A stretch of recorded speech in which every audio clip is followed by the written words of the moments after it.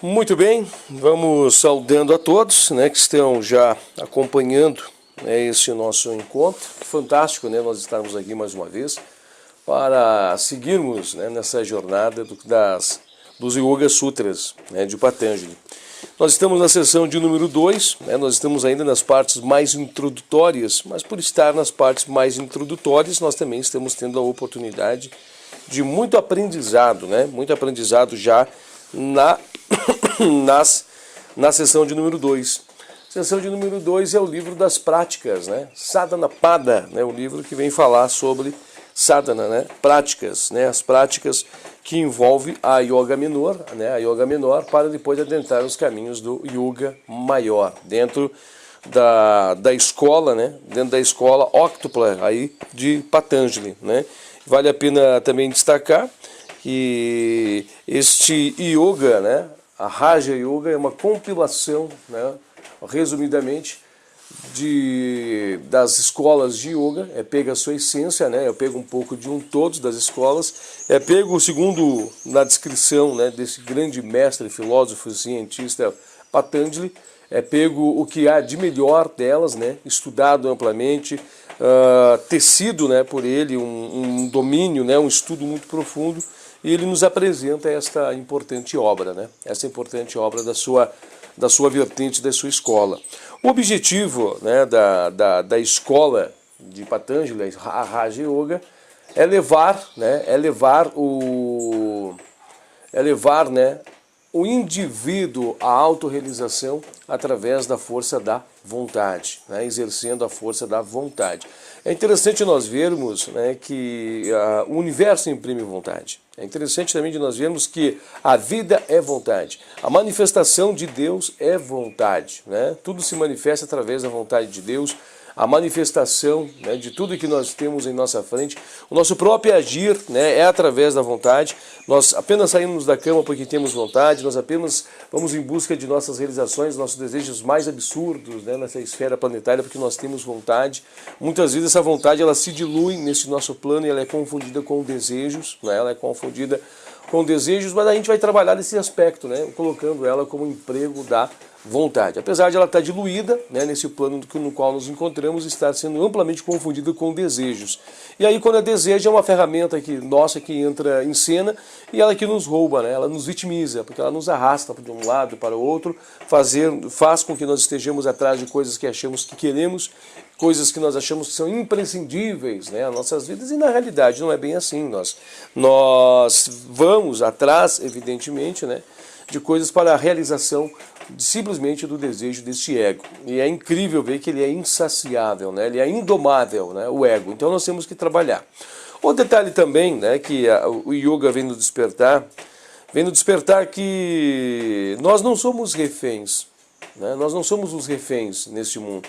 Porque este mundo dá uma sensação que nós somos refém, não dá uma sensação que nós somos refém. A gente não escolhe nossas decisões. A vida nos arrasta afora, né, com suas inumeráveis situações que nós temos que vivenciar. Nossos planos, muito deles, mais de 90% dos nossos planos não dão certo. E quando dão certo, não é plenamente da forma que nós tínhamos estrategiarmos, né, ou querer, ele sempre sai, a vida sempre se apresenta na forma que ela quer. Né, na forma que ela quer. Isso vem mostrar muito mais que tem agente, né, um agente que atua sobre o indivíduo, né? O que significa isso? Esta é a lei de causa e efeito, a lei do karma, né? No qual todos nós estamos aí jungidos, né? Soldados, né? A esta lei do karma. E o yoga, né? O yoga vem mostrar que existe, né? Existe uma evolução, né? Observe essas palavras, existe uma evolução muito profunda, muito grande, essa evolução muito além, né, das fronteiras do que a ciência já conhece. A ciência faz uma observação com os seus ouvidos, com os seus olhos, com os seus instrumentos físicos e traz uma medição. A evolução está acontecendo, os corpos, através, né, da busca evolutiva, vão se aperfeiçoando. Bacana, maravilhoso, não desmente nem um pouco, né, a evolução que nós estamos aqui falando. Mas nós estamos falando de uma evolução racionalizada, uma evolução com objetivo, com princípio, com meio, com um fim. Nós estamos falando aqui de uma evolução, né, é uma evolução comandada por hierarquias, né, uma evolução comandada por Deus, uma evolução através do emprego da vontade. Nós estamos falando aqui de um ato evolutivo, né, sagrado, puro, maravilhoso, algo que não é especulativo, algo que não resume-se numa simples ideologia, mas algo concreto, algo muito profundo, algo que tem que ser respeitado, muito admirado, e o homem tem de se prostrar, né, a isso. E fazer com que cada um de nós entendamos, eu acho que é o mais difícil na vida, que nós não somos apenas uma peça, né, solta, colocada ali. Nós somos participantes, né, efetivos, ativos, nós somos participantes, coparticipantes, nós somos fundamentais. Dentro dessa obra inteira de evolução, você também é um objeto, e é um objeto principal desta obra. Cada um de nós somos objetos principais, porque nós somos a consciência do mundo diluída, né, sobre cada um dos seus indivíduos que estão aqui. Nós somos a essência mais evoluída, mais pura dessa experiência aqui. Então a gente já chegou a planos muito deíficos, né, de muita evolução. Se os animais pudessem raciocinar, eles olhariam para nós e ficariam com muita inveja, né, de que realmente o que nós já somos, nós somos mais consciências do que puramente, né, nós somos mais como essência. Nós somos uma consciência já muito grande, apesar de tudo que ainda temos que marchar, tudo que temos que evoluir, mas nós somos consciências muito grandiosas. Você já parou para analisar, né, os estudantes de yoga, ou os que já têm uma vida mais aplicada no yoga, já sabem da alma grupo, né, que os animais formam uma alma grupo, né, mas o rei nominal também não deixa de ser uma alma grupo. Se nós pararmos para analisar que nós somos as mônadas individuais, divididas na classe setenária, né, na escala de 7, mas aí você pega elas e sabe que são todos parte de um tuco, que há um princípio maior, há um cabeça, há aquele que faz a direção, há aquele que dilui-se em conhecimento e sabedoria, que há o princípio no topo de sabedoria e passa, né, o seu conhecimento para todos que é embaixo.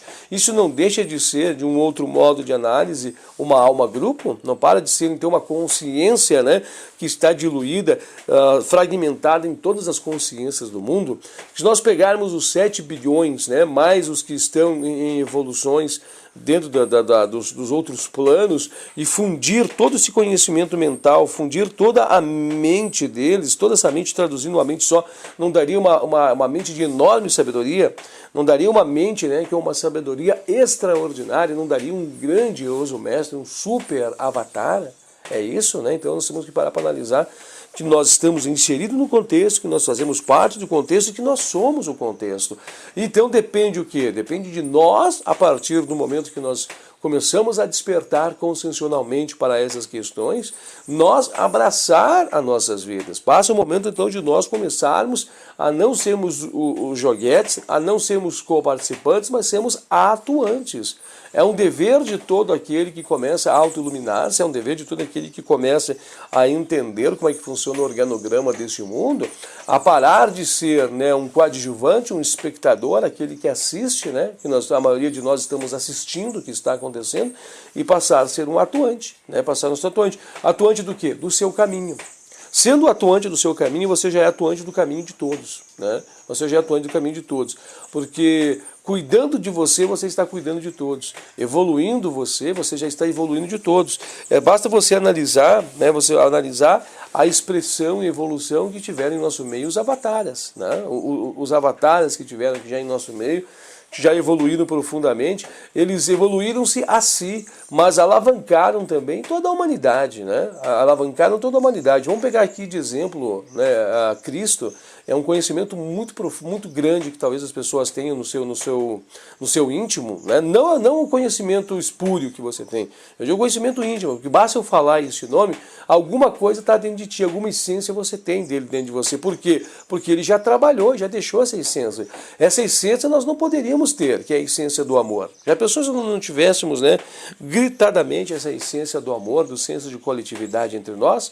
Já pensou se nós não tivéssemos, né, as essências dos conhecimentos de Confúcio, de conhecimento de Buda, essas essências profundas, enormes desses avatares, estão dentro do senso coletivo, já foram colocadas, disseminadas, diluídas dentro do senso coletivo. Nós não íamos ter, nós íamos estar aonde? Em que ponto? Né? Em que ponto evolucional?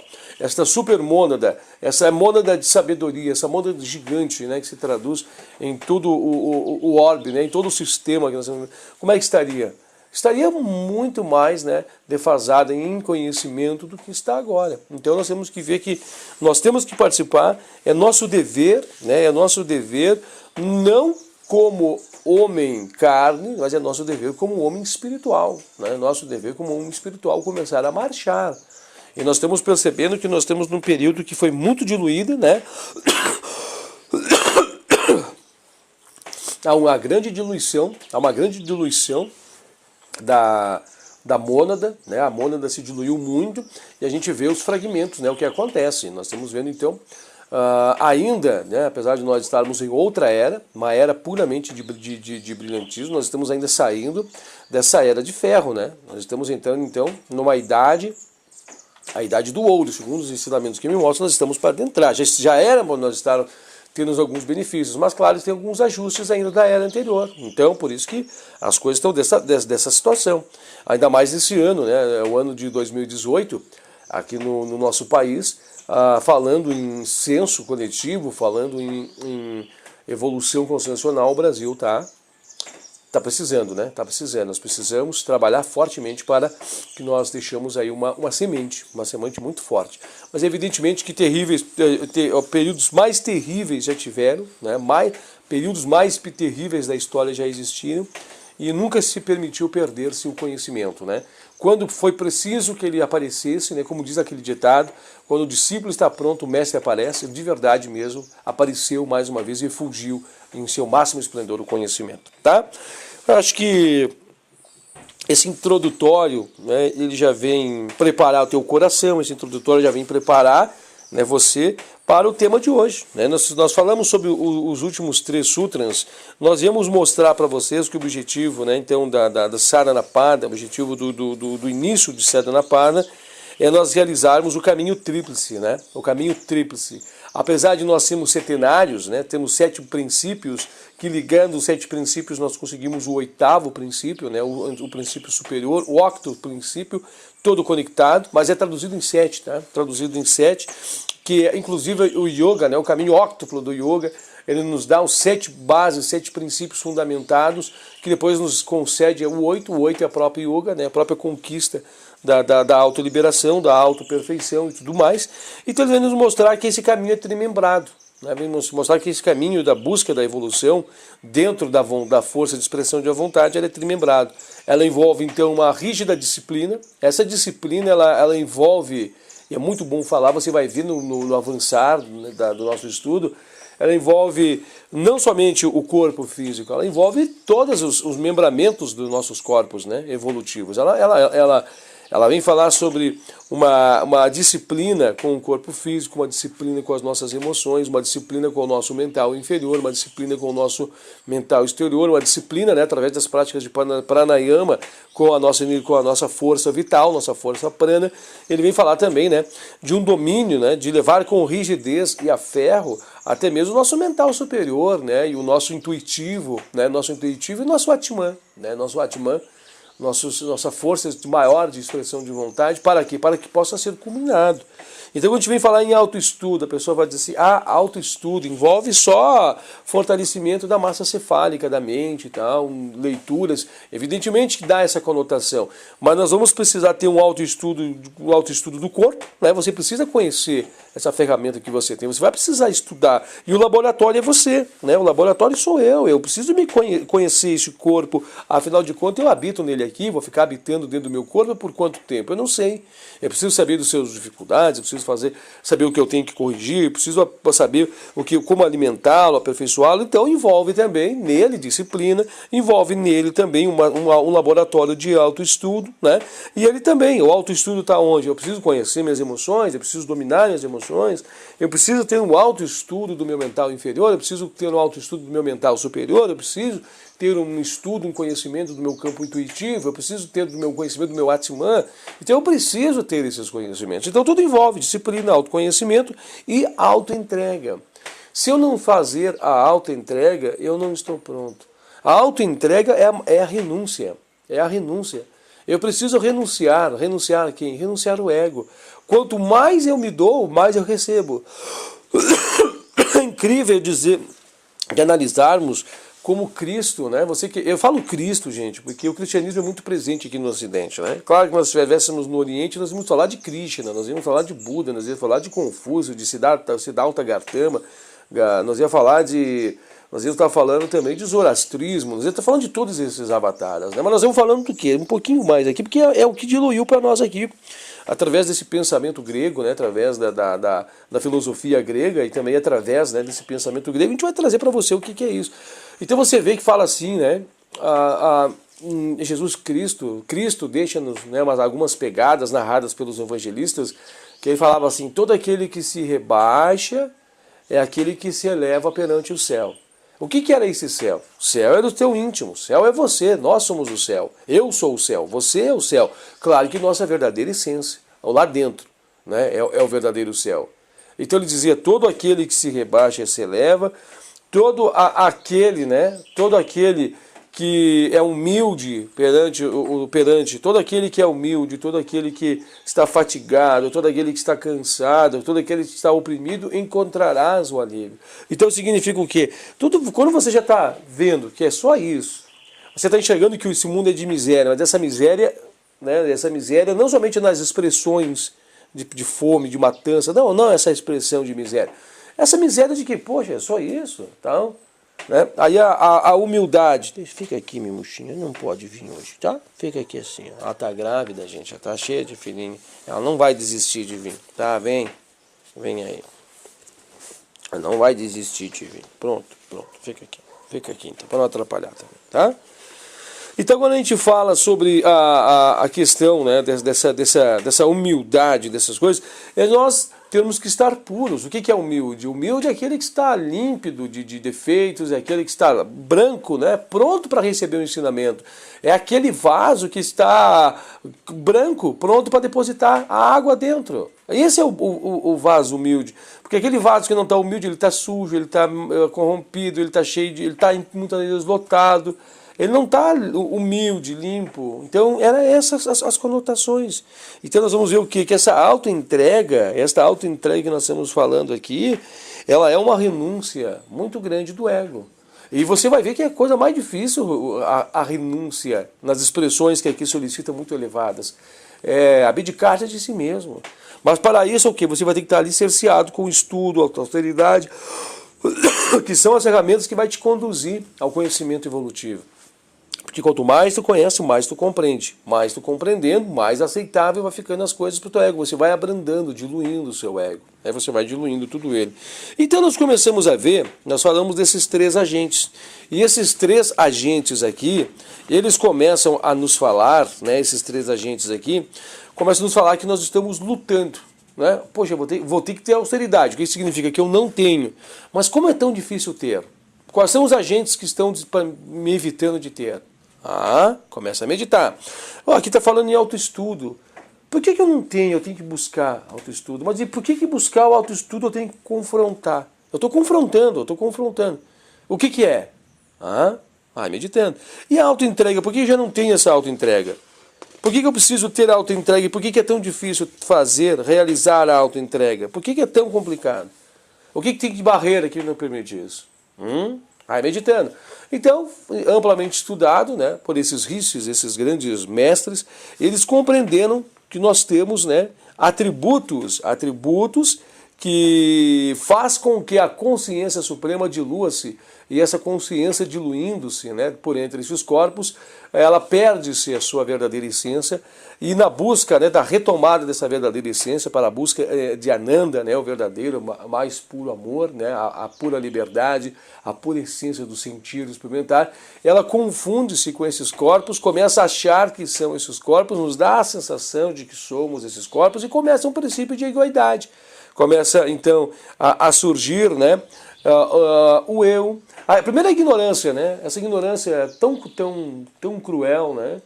Essa ignorância que nós nos encontramos agora. Não burrice, tá, gente? Isso é ignorância. Não entender realmente como são as coisas. Isso é apagão, nós temos apagado. Pode ver que tudo que eu estou falando aqui você ainda gera dúvida do outro lado, porque a ignorância. Nós não temos medo, temos dúvidas, temos inseguranças, incertezas. O mundo é ignorante, tá? Ignorante eu não quero dizer burrice, né? Nós estamos com os valores das palavras muito deturpados. Quando veio muitas do grego para o latim, elas foram traduzidas, né? As pessoas traduziram a verdadeiras essências que as palavras querem dizer. Mas quando do latim se derivou nas outras línguas, se perdeu, né? Então hoje no Brasil, ou pelo menos por entendimento de muitas pessoas, ignorante é o burro, né? Mas o burro é aquele cara que apanha para entender uma lição, que sabe fazer e tropeça. Na verdade não, a ignorância é outra coisa, né? Então quando muitas vezes tu pega um dicionário e vai ler, pega um dicionário você e vai ler palavras. Lê palavras simples do teu vocabulário e lê o que realmente elas significam, né? O que realmente o dicionário quer te dizer e confronta com o que tu achava que as palavras dizem. Então se diluiu muito, se perdeu muito, né? Então nós temos que entender que nós estamos nessa ignorância, esse apagão, né? Essa escuridão total, né? Nós estamos agregando valores aonde não tem valor nenhum, né? Nós estamos perdidos nesse pratyaya, né? Nesse pratyaya, perdidos, né? Nesse contexto todo e não estamos sabendo onde nós estamos. Depois nós temos, né? Nós temos um princípio de que nós somos consciência pura, mas a nossa consciência faz achar que nós somos o isso. Esse princípio de egoidade, o eu, tal, eu sou isso, eu sou aquilo.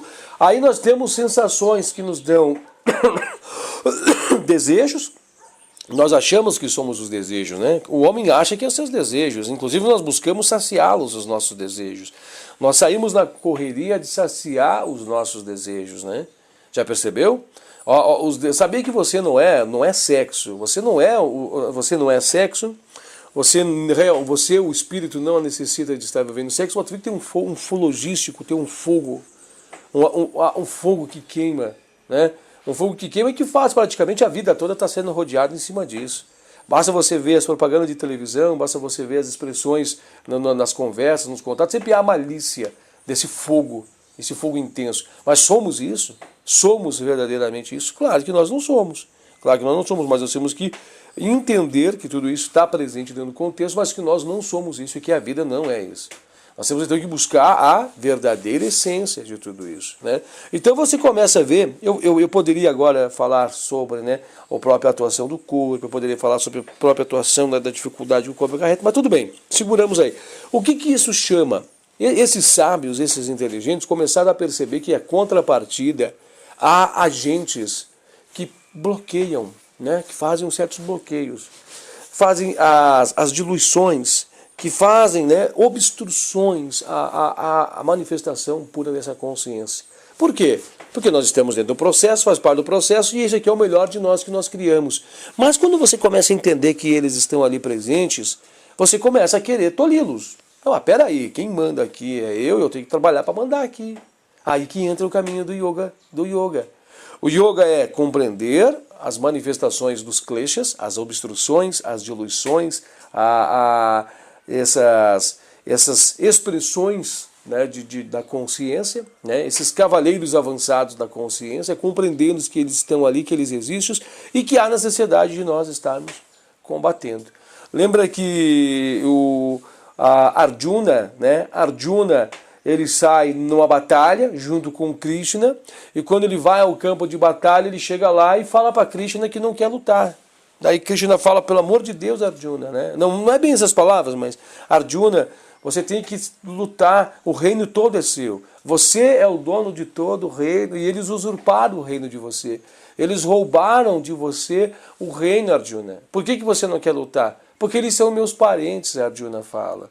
Arjuna fala, eu estou vendo meu pai, eu estou vendo minha mãe, eu vejo meu tio, eu vejo a minha tia, eu vejo meus irmãos, meus primos, são todos eles. Eles são minha família, tá entendendo? Então o que significa isso? É uma expressão dos kleshas, né? Que nós temos uma afinidade, um amor por eles tão grande, nós estamos não querendo muitas vezes nem matá-los, né? Até para você analisar, hoje tem práticas de yama, né? Tem práticas de yama, isso, né? De yama e niyama. Tem práticas de niyamas proibitivas que você vai dizer, mas como eu vou viver sem? Eu não consigo, eu não vou poder me afastar. Ah, por quê? É um tio, é um parente, é alguém que está ali, né? Alguém muito próximo, eu vou ter que, né, eliminar, matar. Então você vê que nós estamos no campo de batalha e que eles, né? Eles são os cavaleiros que estão irrompendo, usurparam o reino da gente. Eles tiraram o nosso reino, né? Então você vê que é magistral quando você lê sobre Arjuna, né? Lê sobre aí essa expressão. É lindo, gente, é lindo, lindo ler, né? Tá em contato com essas informações que estão ali escondidas, né? É tão fantástico.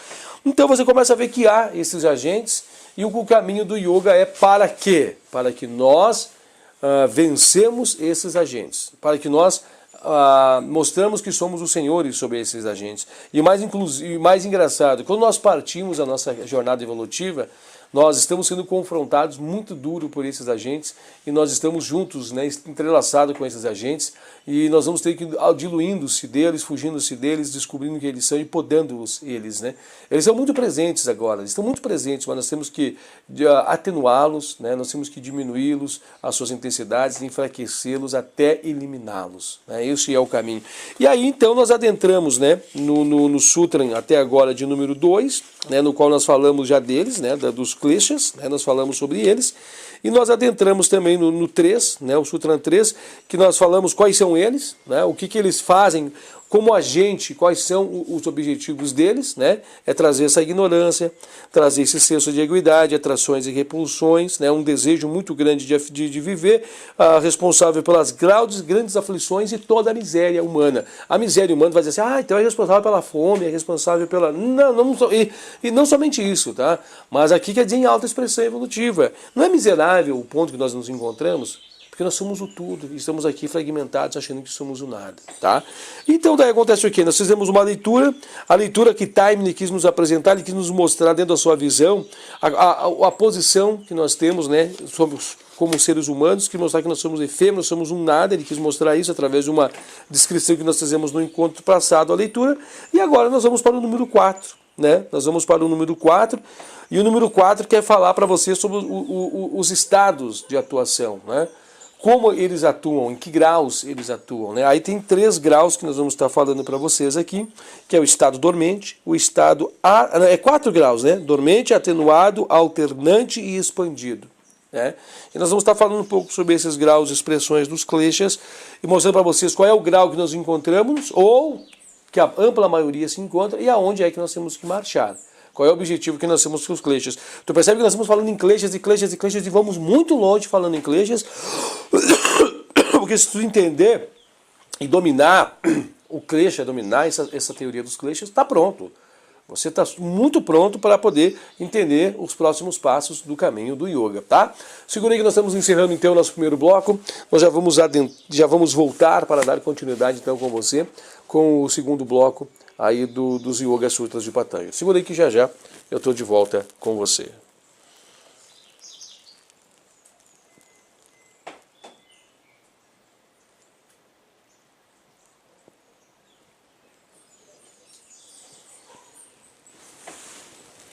Hare Krishna, Krishna Krishna, Hare Hare, Hare Rama, Hare Rama, Rama Rama, Hare. Ok, né? Então já estamos de volta com vocês para nós darmos a continuidade então desse encontro, né? E agora nós vamos adentrar então, né, depois desse...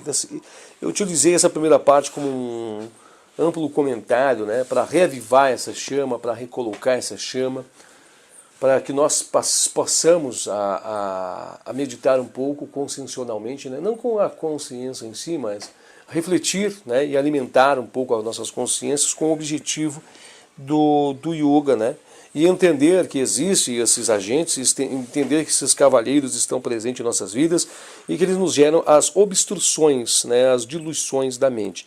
Eu vou tentar, tudo que nós temos aqui exemplificando é para trazer uma clareza maior, né, é para clarear muito mais para vocês o que realmente significa esses kleshas, né. Mas vamos pegar aqui,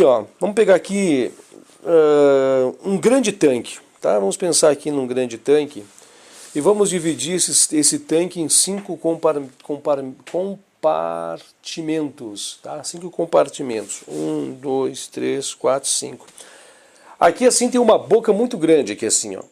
muito grande no primeiro compartimento, tá? Uma boca muito grande no primeiro compartimento, uma boca um pouco menor no quinto para o quarto, do quarto para o terceiro diminui, do terceiro para o segundo diminui, e do segundo para o primeiro diminui ainda mais. Fica a boca de um cano de 25, tá? Um cano aí que você tem na sua casa, na pia, que você tem no seu chuveiro, fica daquele tamanhinho, tá? Sendo que a boca é uma bocarra bem grande do outro lado.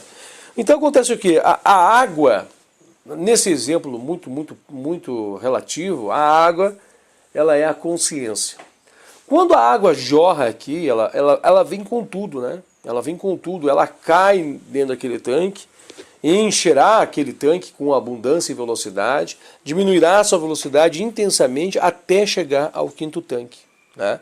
Observamos o seguinte, todos os tanques têm água. Ou seja, todos os 5 tanques, ele tem a consciência.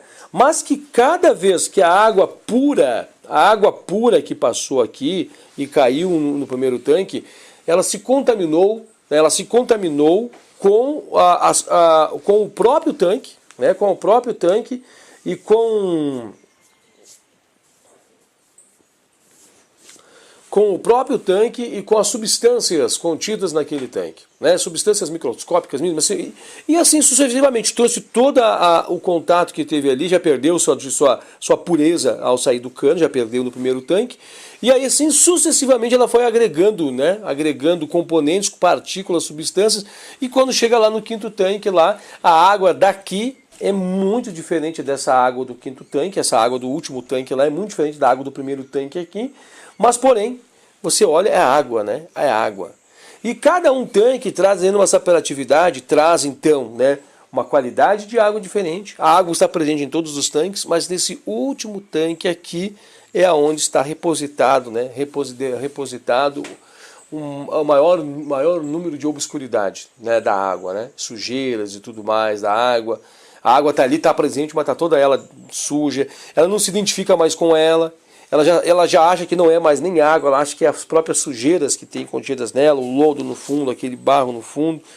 E assim, quando nós vamos olhar nesses tanques, né, olhar aqui por eles, pelos aquários deles, né, nós vamos ter visualização diferente. Aqui nós vamos olhar nossa, como eu enxergo bem. Ali no outro, pô, diminuiu, chegou esse aqui, meu Deus, que turvo. Eu não consigo enxergar o outro lado. Eu só enxergo a névoa que há nesta água. Então, o que acontece? Assim é os kleshas.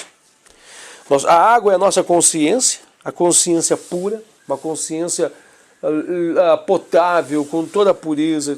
Ela cai dentro desses tanques e ela vai diluindo-se a sua pureza.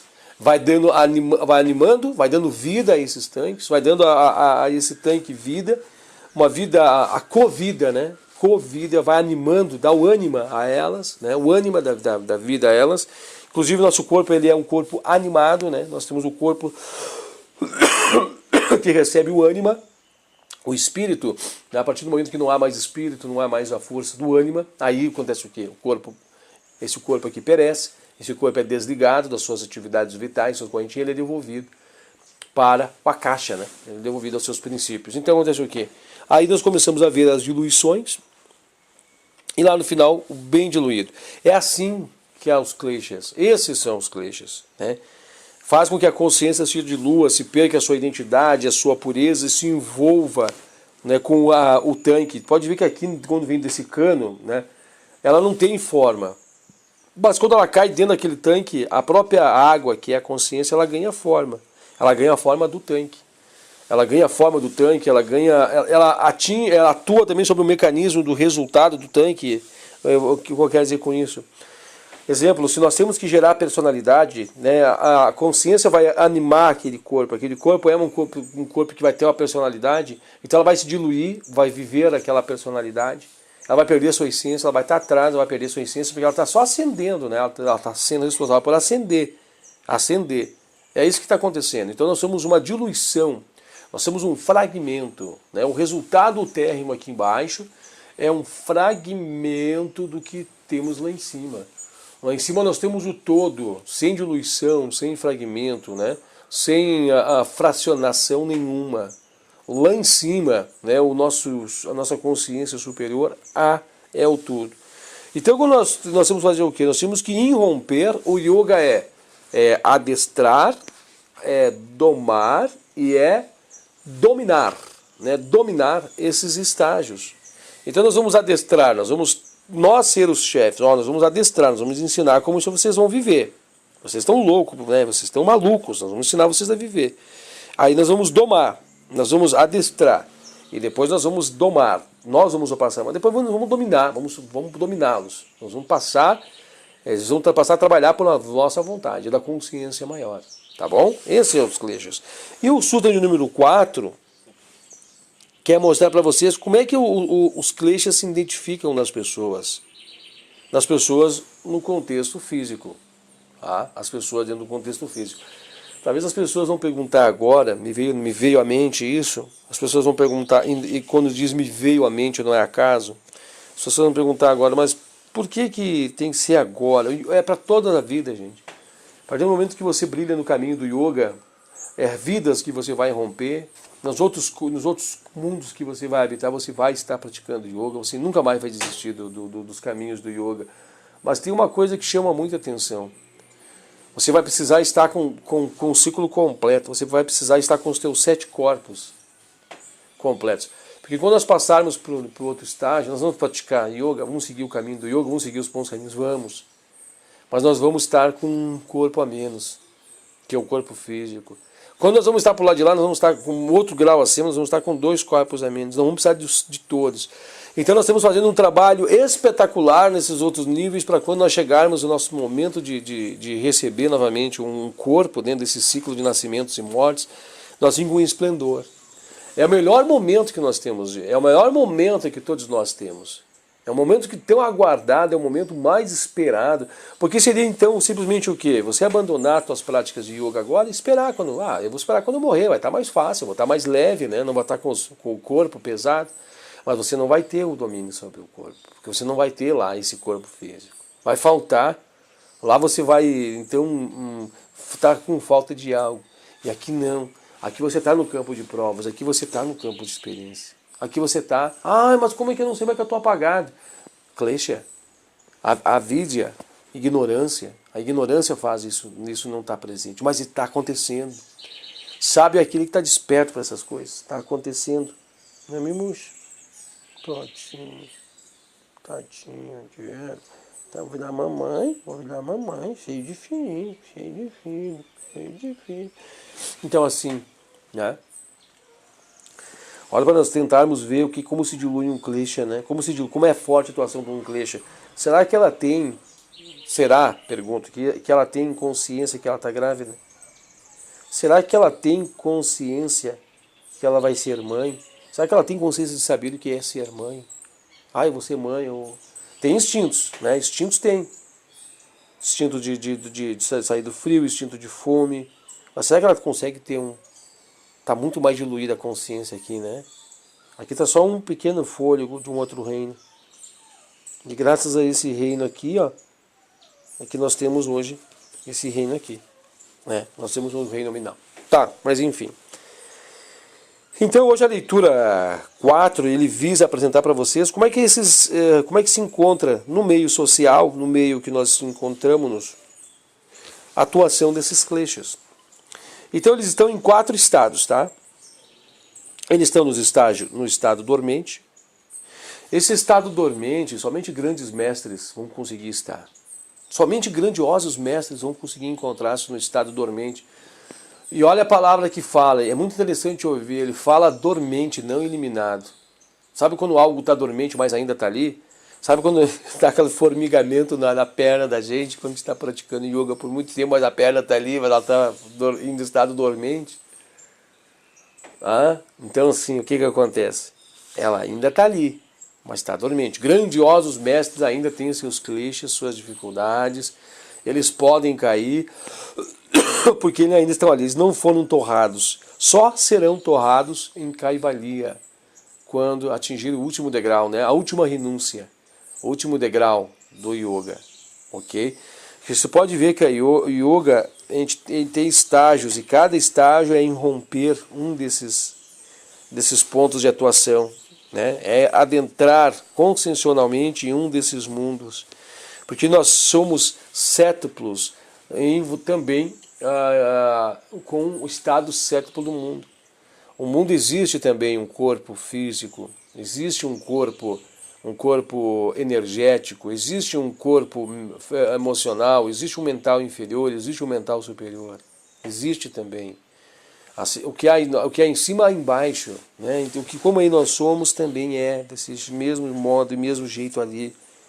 Então entenda que quando nós estamos ainda irrompendo os estágios concessionais dentro dos gunas, nós estamos ainda dentro dos gunas, nós não irrompemos Pactre.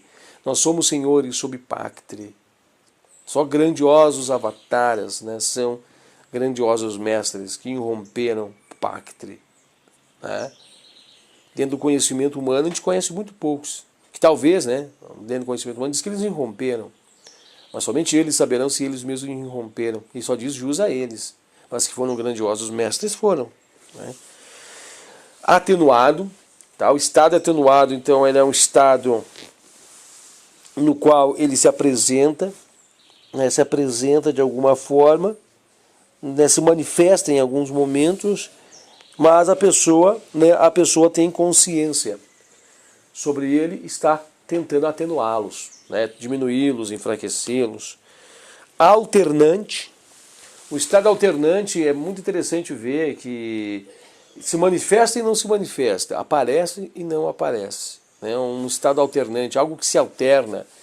Sabe, a paixão humana, ela é tão estranha que ela se alterna com ódio, né? Uma hora tu quer ficar do lado da pessoa, outra hora do lado da pessoa que tu quer ficar tu não consegue, tu tá com uma raiva dentro de ti, tu não sabe explicar de onde que é. Uma hora tu tá apaixonado por aquela pessoa, mas é que ao mesmo tempo aquela pessoa que tu tá apaixonado, tu odeia ela. Como é que pode eu estar apaixonado por outra pessoa? Eu odeio o jeito que ela se veste, eu odeio as coisas dela.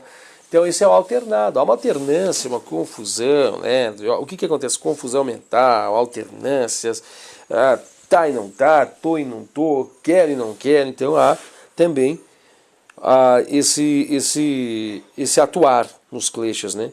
E o expandido, né? O expandido é onde os kleshas estão atuando. Dá para se dizer que está expandido em 99,9% da humanidade, né? Está em certo modo expandido. É apenas um pouco número de pessoas, né? Eu digo 99, assim, estou falando muito pessimista, claro. Mas porque não tem um dado correto, não tem um número para passar, né? Mas está expandido. Né? Estamos todos na ignorância, estamos todos nas trevas, né? O mundo está nesse período trevil. Né? Se você analisar, parece que há trevas em todos os lugares, né? No atual contexto, no momento que estou gravando esse vídeo, o Brasil está passando por uma trevas violenta, né? A atuação está expandida, parece que está apagada, nós estamos passando um apagão consciencial dentro do nosso país. É uma pena ver o país do jeito que está hoje, né? Mas há de ter aqueles que sempre tem que estar com conhecimento para trabalhar o senso, né? Trabalhar o senso do coletivo, para deixar no senso coletivo. Porque quando nós desenvolvemos também o grupo ao qual nos pertencemos. É assim que funciona o grupo dos animais. Né? Todo o desenvolvimento dos animais somam-se para a alma-grupo, e a alma-grupo desenvolve todos eles, é o senso coletivo. Mesma coisa para nós. Então tudo que nós vamos fazendo desenvolve todos nós. Ou tu acha que nós não nos beneficiamos, né, do conhecimento como um Krishna, como o Buda, como Cristo, nós não nos beneficiamos do conhecimento deles? Claro que sim, está até hoje no nosso meio esse conhecimento, está no nosso coletivo. Né? Então aqui está expandido. Você viu que são 4, né? Nós falamos 4, dormente, atenuado, alternante e expandido. Nós podemos analisar que a árvore, né? A árvore analisando nesse sentido, mas que a árvore dos kleshas, elas são 5, né? Elas são 5.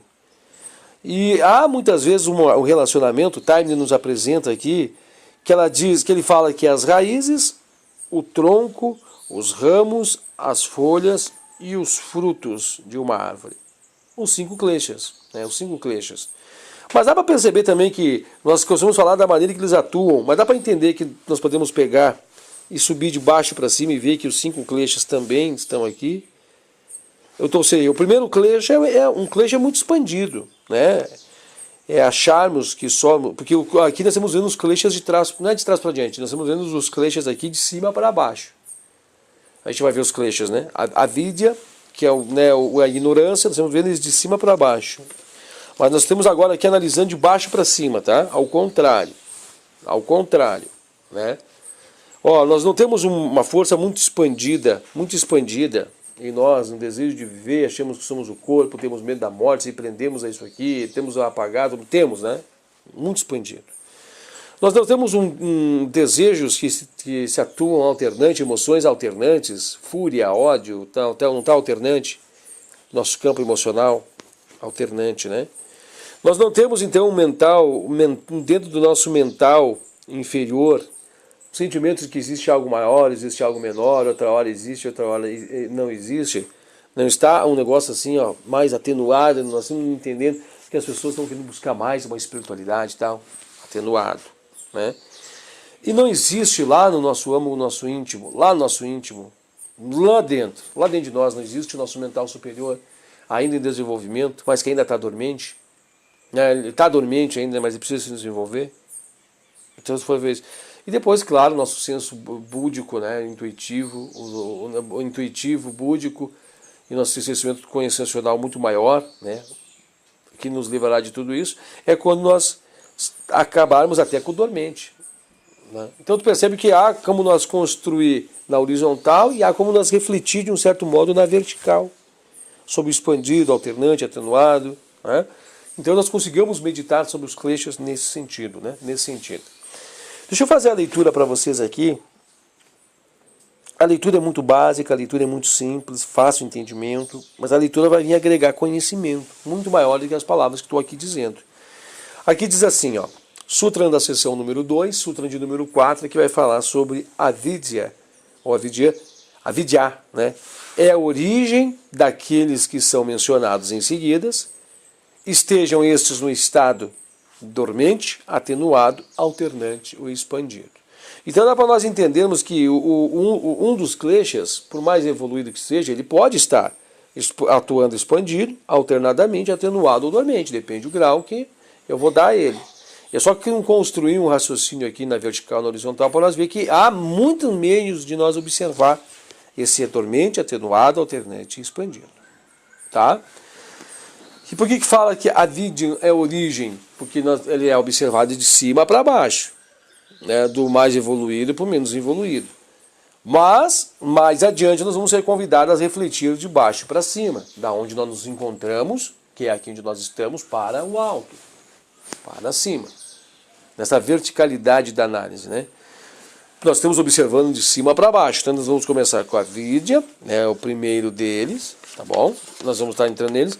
Depois nós vamos para a asmita, né, ou asmita, e depois nós vamos para dvesha, né? Nós vamos para raga e dvesha e abnivesha, tá? É isso, né? Abnivesha, ok? Nós vamos estar entrando então nesse sentido, nós vamos olhar eles aqui de cima para baixo, mas depois vamos estar trabalhando na metade do livro para frente, lá de um certo ponto, né, do Sutra 10, de baixo para cima, que é onde nós estamos. Nós estamos aqui embaixo, nós temos que subir, ascensionarmos, mas estamos olhando eles agora de seu plano de atuação, eles atuam de cima para baixo, porque a consciência é plena, ok? Vamos lá então. Este sutra apresenta dois fatos importantes sobre a natureza dos kleshas. O primeiro é o seu interrelacionamento. Ele está aqui apresentando que a vidya é a causa raiz dos outros 4 kleshas. Olha que interessante isso, causa raiz. Tudo inicia nele e tudo se findará com ele. Nós vamos estar reabsorvendo-nos para o encontro dele, para eliminar ele. Ele é o último a ser eliminado, como ele é o primeiro a ser criado. Ele é o último que nós vamos eliminar. Ou vamos trabalhar para eliminar.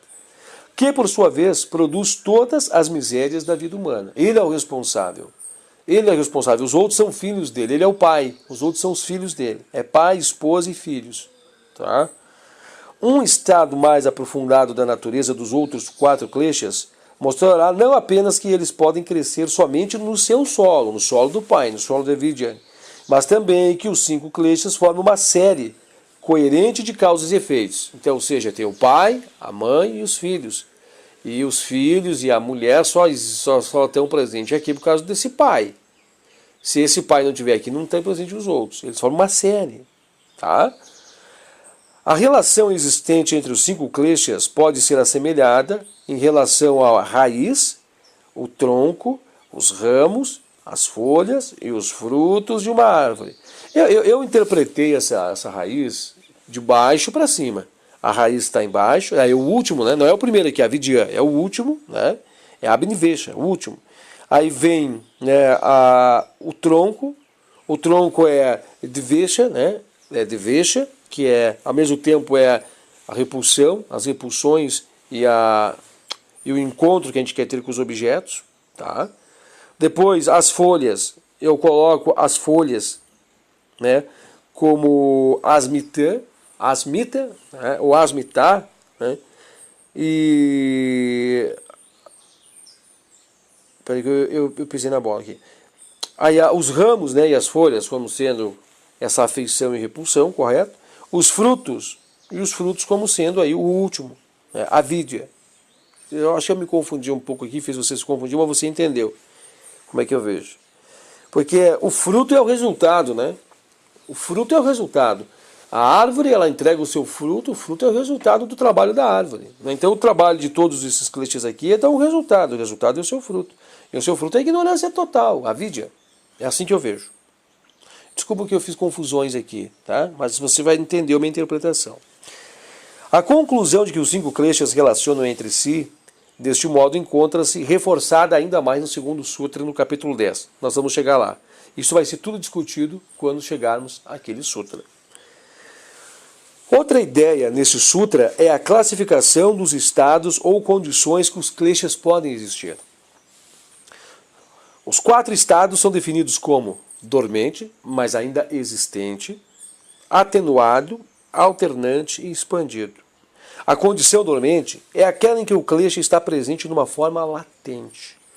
O klesha não pode dispersar-se por falta de condições apropriadas para tanto, mas a sua energia cinética torna-se potencial e está ali. A condição atenuada é aquela em que o klesha está presente de modo muito tênue ou frágil, mas está ali. Não é ativa, mas pode se tornar-se ativa em um grau suave quando aplicada estímulos, e os estímulos externos, né? Na condição plenamente expandida, o klesha está completamente operativo, tornando-se sua atividade tão evidente como o movimento das ondas na superfície do mar durante uma tempestade. Olha isso aqui, é muito interessante, tempestade, movimentos das ondas numa tempestade. É assim que fica, né? Nós ficamos nesse movimento dessas ondas, as ondas nos levam para cá, levam para lá, né? A sabor do vento, nós não temos direção nenhuma, e é uma tempestade que ocorre dentro de nós. Meditem sobre essa profundidade. A condição alternante é aquela em que 2 tendências opostas se sobrepõem uma à outra de forma alternada. No caso de 2 amantes que se alternam em sentimentos de raiva e afeição. Os sentimentos de atração e repulsão alternam-se, embora fundamentalmente estejam baseadas no apego. E olha que o apego nos traz isso, né? O apego nos escraviza, nós somos apegados às coisas, né? Isso, olha o tanto de desgaste, o tanto de apegos que isso nos traz.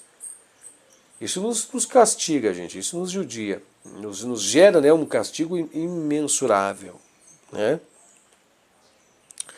Somente no caso de yogis avançados é que os kleshas estão presentes de forma dormente. Observe que ele está dizendo dormente, não quer dizer apagado, né, porque ainda está ali.